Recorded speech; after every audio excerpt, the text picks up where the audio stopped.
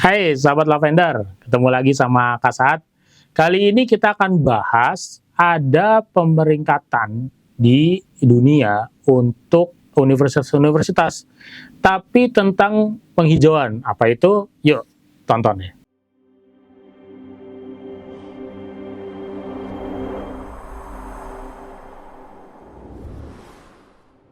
Nah, namanya adalah UI Green Matrix. Ada UI-nya karena memang yang bikin adalah Universitas Indonesia, kampus yang ada di belakang Bimbel Lavender ini gitu. Nah, UI itu bikin sebuah matrix atau pemeringkatan universitas-universitas di dunia. Jadi seluruh dunia, nggak cuma di Indonesia doang atau di regional doang. UI sendiri kalau di Indonesia sih sekarang di 2022 ini nomor 1. Tapi kalau secara dunia, UI ada di peringkat 24. Jauh dari nomor satunya itu ada Wageningen University and Research dari Belanda, kemudian ada Nottingham Trent University dari UK, terus ada dari UK juga, Nottingham itu juga. Nah, UI dari nomor 24 di matrix yang dia bikin sendiri. Jadi pasti pengen dong naik gitu, naik peringkat. Kalau bisa di dunia mereka nomor 1. Gimana sih caranya? Nah, kalau teman-teman ke kampus UI sendiri itu udah banyak banget tuh hutan, danau, pokoknya udaranya juga lebih bersih walaupun tempatnya itu dekat sama ibu kota Jakarta gitu. Tapi di dalamnya ada hutan kotanya, ada banyak pepohonan. Bahkan UI juga punya alat transportasi yang yaitu bis kuning atau bikun yang untuk mengakomodasi mahasiswa-mahasiswanya supaya nggak perlu naik kendaraan pribadi dari pintu gerbang sampai ke kampus mereka masing-masing atau ke fakultasnya masing-masing gitu.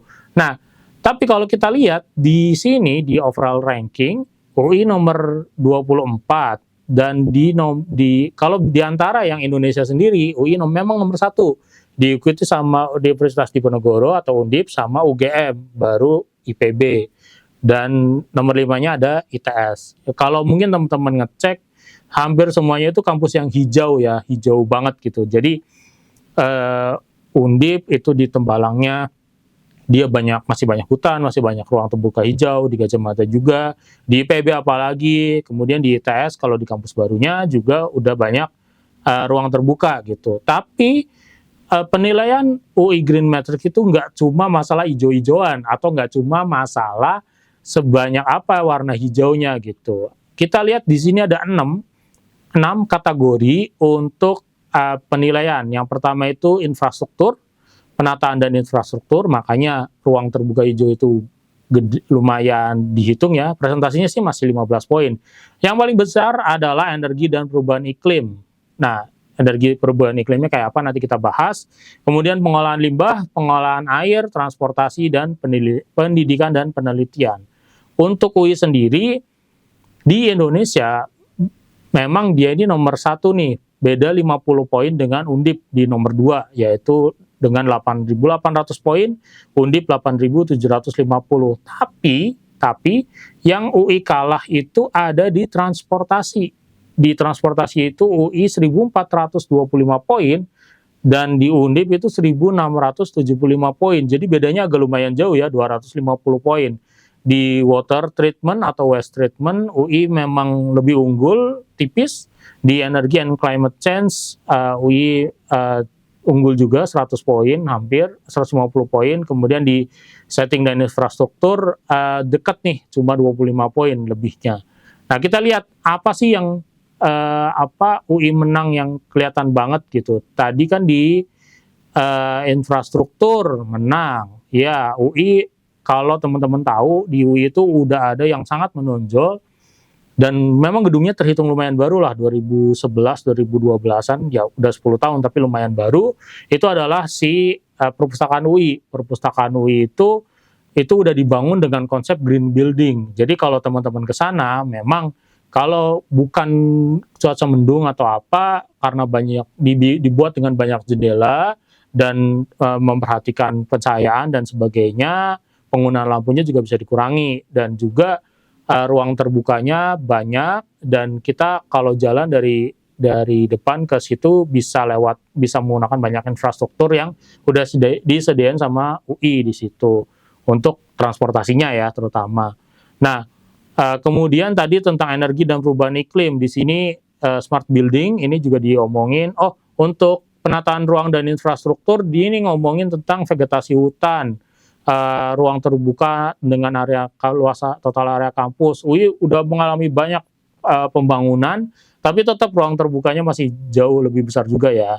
Total ruang terbuka dibagi dengan total populasi kampus itu jelas masih jauh kalau di UI gitu, masih lebih luas. Tapi kalau kita lihat Undip ya memang luas banget juga.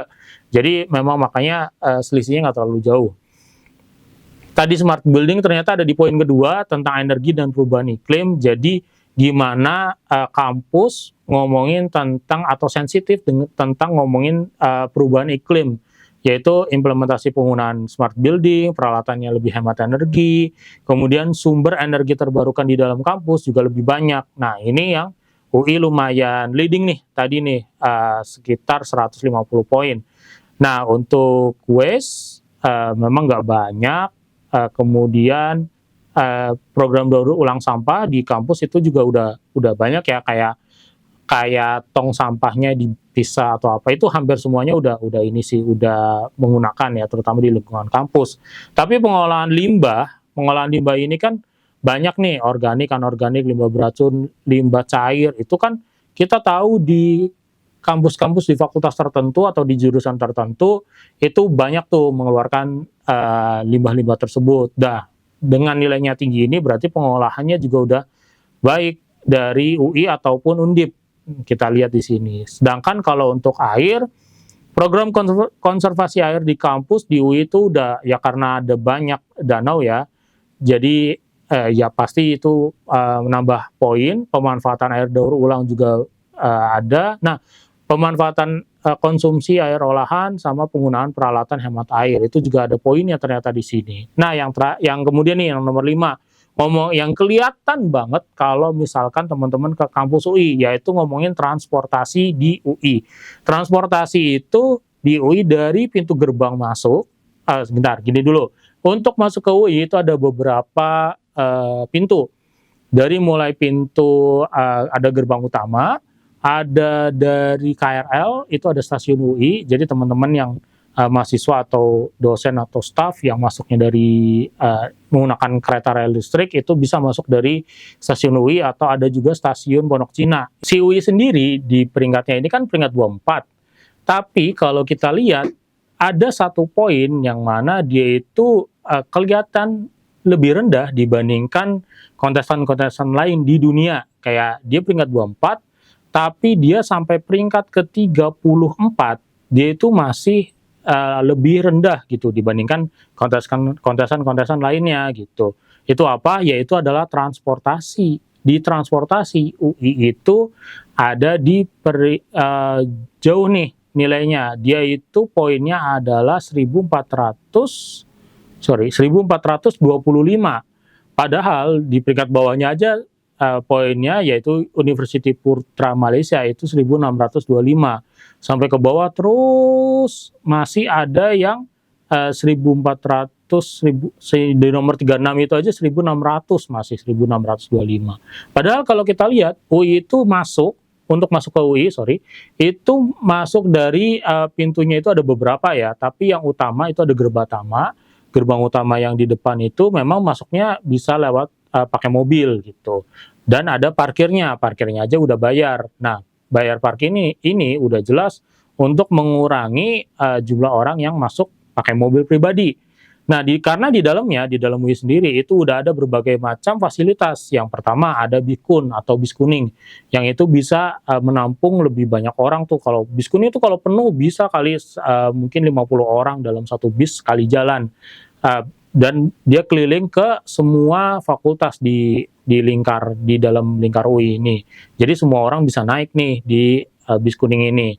Yang kedua, bisa masuk UI ketika kalian lewat KRL. Jadi ketika kalian naik KRL, itu bisa turun di stasiun yang namanya Stasiun Universitas Indonesia atau Stasiun Pondok Cina, yang mana itu pintunya Kalau yang stasiun Universitas Indonesia, ya keluar itu udah UI gitu.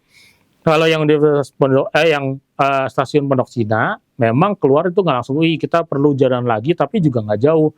Jadi kalau kalian turun dari KRL, kalian bisa langsung naik bis Bikun tadi atau bis kuning tadi, atau bisa juga pakai transportasi lain gitu, yaitu adalah ada BIM atau sepeda listrik yang bisa disewa atau dipakai oleh mahasiswa ataupun umum untuk menyambangi dari satu titik atau satu terminal atau satu hub ya di sini dibilangnya ke tempat lain, ke terminal BIM-nya yang lain. Dan terminalnya itu atau titik parkir. Nah, titik parkirnya itu ada 42 titik parkir di sekitar UI dan jumlahnya juga banyak, ada 450 unit. Terakhir saat ke UI sih banyak yang pakai, tapi ya kita nggak tahu itu benar untuk transportasi atau karena saat datang posisi lagi banyak mahasiswa baru, jadi cuma buat main-main aja, kita nggak tahu juga. Tapi intinya last mile kalau bahasanya orang-orang transportasi dari sampai ke fakultas tempat mereka belajar atau tempat para pegawai UI ini bekerja, itu udah disupport oleh UI dari mulai tadi bis atau sepeda atau jalan kaki dengan trotoar yang lebar. Nah, ini juga lumayan membantu ya untuk teman-teman yang suka jalan dan juga menggunakan transportasi umum. Nah, itu tapi kurang tadi katanya. Nah, untuk BIM ini sih baru diresmikan 25 Mei ini. Jadi kemungkinan baru masuk penilaiannya untuk tahun 2023, yang mana pengumumannya ya tanggal 5 Desember di Abu Dhabi. Kita lihat nanti UI naik peringkat enggak secara global atau secara nasionalnya bisa bertahan nggak di peringkat 1 gitu. Di UI sendiri juga ada untuk infrastruktur itu untuk mendukung transportasi yang berbasis renewable energy juga di dalam UI, terutama di Fakultas Teknik itu ada colokan untuk mereka yang ngecas menggunakan mobil dengan tenaga listrik, itu juga ada.